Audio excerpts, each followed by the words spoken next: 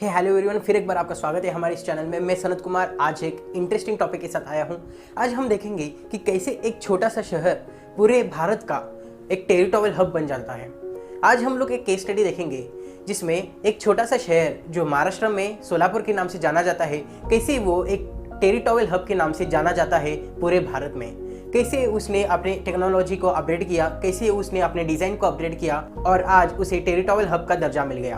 आज हम लोग केस स्टडी में जानेंगे कि कैसे सोलापुर में टेक्सटाइल चालू हुआ, वहाँ पे कौन से यूनिट्स थे, वहाँ पे कैसे टेक्नोलॉजिकल अपग्रेडेशन हुआ और उसी के साथ कैसे आज वो टेरिटोरियल का हब बन गया। टेक्सटाइल एक ऐसा इंडस्ट्री है जिसने स्किल्ड और अनस्किल्ड एम्प्लॉयमेंट खड़े कर दिए, इसलिए आज हम टेक्सटाइल को भारत में सेकंड पोजीशन पे पाते हैं जो स्किल्ड और अनस्किल्ड एम्प्लॉयमेंट को जनरेट करता है। टेक्सटाइल में भी ऐसे अलग अलग सेक्टर्स है जिसमें भारत बहुत ही अच्छे से काम कर रहा है। फिर चाहे वो फैब्रिक जिसे हम लोग कपड़ा कहते हो, यार्न जिसे हम लोग धागा कहते हो, या फिर कोई टेरिटोरियल, बाथ लिनेन, चादर या उसके अलाइड प्रोडक्ट्स हो। अलाइड प्रोडक्ट्स मीन्स उसके सिमिलर प्रोडक्ट्स हो, उसके रिलेटेड प्रोडक्ट्स हो। तो भारत ने टेक्सटाइल इंडस्ट्री में पूरी दुनिया में अच्छा नाम कमाया है। जैसे कि मैंने टेक्सटाइल इंडस्ट्री में अलग अलग चीज़ों की बात की, टेरिटोरियल, बाथ लिनेन, चादर, फिर उसके बाद फैब्रिक्स, यार्न, ऐसी अलग अलग बातें की। तो जब टेरिटोरियल का नाम आता है तब हमें एक ही शहर का नाम मिलता है, वो है सोलापुर, जो महाराष्ट्र में स्थित है।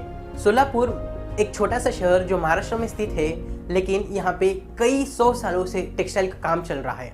फिर चाहे उसमें चादर मैन्युफैक्चरिंग होता हो या फिर वॉल हैंगिंग मैन्युफैक्चरिंग होता हो, साड़ीज़ हो या फिर टेरिटोरियल, ऐसी अलग अलग प्रोडक्ट्स सोलापुर में मैन्युफैक्चर होते आए हैं, वो भी कई 100 सालों से। जब हम लोग चादर के बारे में सुनते हैं तो सोलापुरी चादर के बारे में तो आपने सुना ही होगा।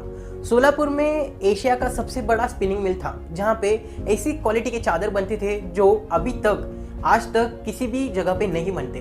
सोलापुर में जो क्वालिटी की चादर बनती थी वो क्वालिटी की चादर आज भी बनती है, लेकिन जितने भी मैन्युफैक्चरर्स है, जितने भी कारखानदार है, उन्होंने सोलापुर का जो क्वालिटी है, सोलापुर का जो टेरिटोरियल का क्वालिटी या फिर सोलापुर का जो चादर का क्वालिटी है, वो कॉम्प्रोमाइज़ नहीं किया।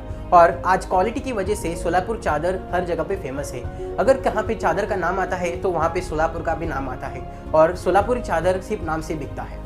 ऐसा कहा जाता है कि जब 1950 में पद्मशाली लोग सोलापुर में एंटर किए तब हर एक घर में 1 या 2 हैंडलूम हुआ करते थे, जहाँ पे वो उस हैंडलूम का इस्तेमाल करके साड़ी या फिर वॉल हैंगिंग ऐसे अलग अलग मटेरियल्स बनाते थे, अलग अलग प्रोडक्ट्स बनाते थे।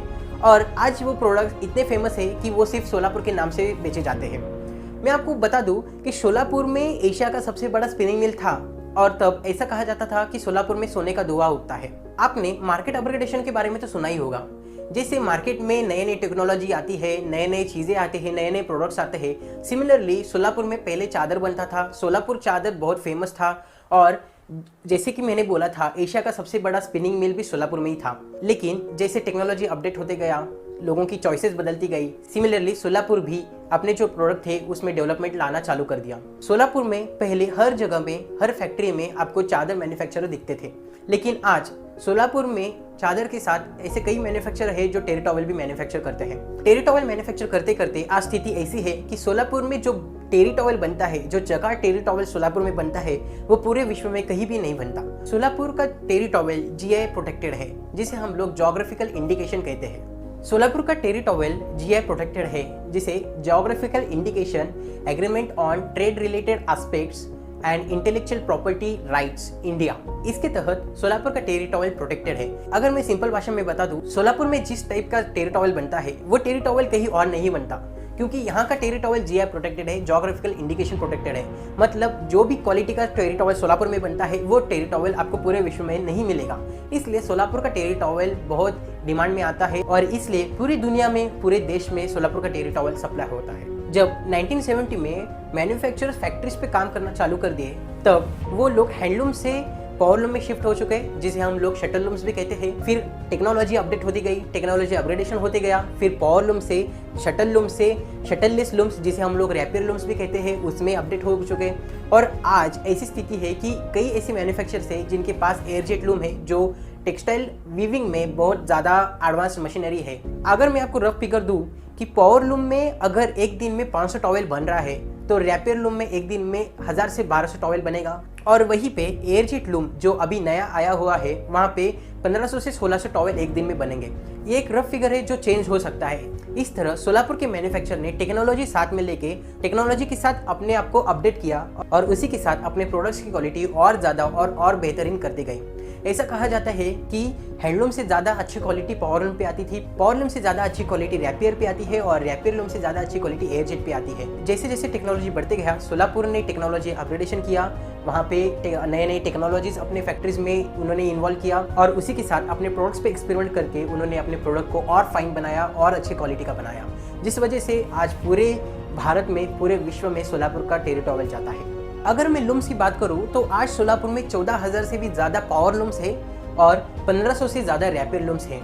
तो चलिए देखते हैं कि सोलापुर में कौन से टाइप के टॉवेल्स बनते हैं। सोलापुर में 28 प्रकार के टॉवेल्स बनते हैं, जैसे कि baby towel, bar mops, beach towels, कोमड़ा cotton towels, hospital towels, hotel towels, dobby towels, institutional towels, जहां नमाज, jacquard towel, kitchen towels, kitchen duster, napkins, logo towel, pool towel, print towel और वॉश ग्लव्स और उसी के साथ ऐसे अनेक प्रकार के प्रोडक्ट्स यहाँ पे मैन्युफैक्चर होते हैं। अच्छा, इनका जो टॉवेल है वो पूरे देश में सप्लाई होता है, फिर चाहे वो कोलकाता हो, दिल्ली हो, गुजरात हो या फिर नीचे तमिलनाडु हो, हैदराबाद हो, आंध्र हो, तो हर एक जगह पे इनके टेरी टॉवेल्स और इनके प्रोडक्ट्स जाते हैं। पूरे भारत में इनके प्रोडक्ट्स रीच होते हैं। और उसी के साथ मैं आपको बता दूं कि इनका प्रोडक्ट सिर्फ भारत में, मतलब डोमेस्टिक मार्केट कवर नहीं करता, इनका प्रोडक्ट इंटरनेशनल मार्केट भी कवर करता है। फिर चाहे वो यूएई हो, यूएस हो, स्विट्जरलैंड हो या फिर फ्रांस हो, स्पेन हो या फिर न्यूजीलैंड हो, साउथ अफ्रीका हो, जर्मनी हो, वियतनाम हो, हर एक जगह पे इनका टेरी टॉवेल जाता है। यहाँ पे हम लोग एक चीज देख सकते हैं, सोलापुर में 100 से ज्यादा टेरी टॉवेल मैन्युफैक्चरर्स है, लेकिन यहाँ पे आपस में कभी भी कोई कंपटीशन नहीं होता, क्योंकि हर एक का मार्केट अलग है। अगर वो लोग मैन्युफैक्चर करके डोमेस्टिक मार्केट में अपना प्रोडक्ट सेल कर रहे हैं, फिर भी उनका एक दूसरे से कंपटीशन नहीं है, क्योंकि हर एक का मार्केट अलग है। अगर कोई मैन्युफैक्चर कोलकाता में माल बेच रहा है तो दूसरा कोई मैन्युफैक्चर गुजरात में माल बेच रहा है, तीसरा कोई मैन्युफैक्चर मुंबई या फिर दिल्ली में माल बेच रहा है। तो इस तरह से सोलापुर में जितना भी मैन्युफैक्चर्स है उनमें आपस में कोई कंपटीशन नहीं है। हाँ, बिजनेस है तो थोड़ा बहुत ऊपर नीचे प्रोडक्ट कंपटीशन, प्रोडक्ट डिजाइन में थोड़ा बहुत होता है, लेकिन अगर हम दूसरी इंडस्ट्री से कंपेयर करें तो सोलापुर में जितने भी मैन्युफैक्चरर्स हैं उनमें आपस में एक अच्छा यूनिटी है। और इस यूनिटी को मेंटेन करने के लिए इनका एक फाउंडेशन है जिसे टेक्सटाइल डेवलपमेंट फाउंडेशन सोलापुर का नाम दिया गया है। टीडीएफ जो है, टेक्सटाइल डेवलपमेंट फाउंडेशन, सोलापुर के मैन्युफैक्चरर्स के लिए अलग अलग प्रोग्राम्स ऑर्गेनाइज करता है, जैसे कि ट्रेनिंग प्रोग्राम हो गया या फिर कोई सेमिनार हो गया या फिर ऐसा कोई एक्टिविटी हो गया जहाँ पे 100 मैन्युफैक्चरर साथ में आके कोई अच्छा काम कर रहे हैं। हाल ही में टीडीएफ सोलापुर ने एक इवेंट ऑर्गेनाइज किया था, एक एग्जीबिशन ऑर्गेनाइज किया था, वो भी इंटरनेशनल लेवल पे, जिसका नाम था vibrant terry towel global expo and summit 2019, जिसका मेन मोटो था कि 25 से भी ज़्यादा कंट्रीज के लोग, बायर्स सोलापुर डायरेक्ट विजिट करें, मैन्युफैक्चर के साथ 1-to-1 कम्युनिकेशन करें और उसी के साथ सोलापुर का, महाराष्ट्र का और पूरे इंडिया का एक्सपोर्ट ग्रोथ करें। मैं आपको बता दूं, ये जो एग्जीबिशन था यहाँ पे सिर्फ मैन्युफैक्चर लोगों ने ही पार्टिसिपेट किया था। मतलब टीडीएफ ने कंडीशन रखा था कि सिर्फ सोलापुर के ही मैन्युफैक्चर लोग ही यहाँ पे इस एग्जीबिशन में पार्टिसिपेट कर सकते हैं, बूथ ले सकते हैं, स्टॉल ले सकते हैं।